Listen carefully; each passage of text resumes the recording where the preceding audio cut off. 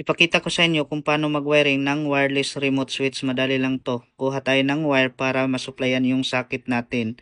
Ang isang wire dito natin i-connect sa live na supply ng socket at yung isang wire dito natin i-connect sa neutral na supply sa socket. Dito naman sa wireless switch natin may makita tayong diagram AC output LN. So dyan natin i-connect ang supply para sa socket natin. Direct lang natin dyan. Yan yung live na linya natin. Connect natin dyan. Sa kabila naman yan yung neutral na linya, connect natin dyan. Pagkatapos makonect natin yan, kuha na tayo ng supply na 220 volts. Makita nyo sa diagram dito, AC input LN. So yan yung input natin na 220 volts ang supply. Ang live wire dyan natin i-connect sa unang screw dyan sa linya na yan.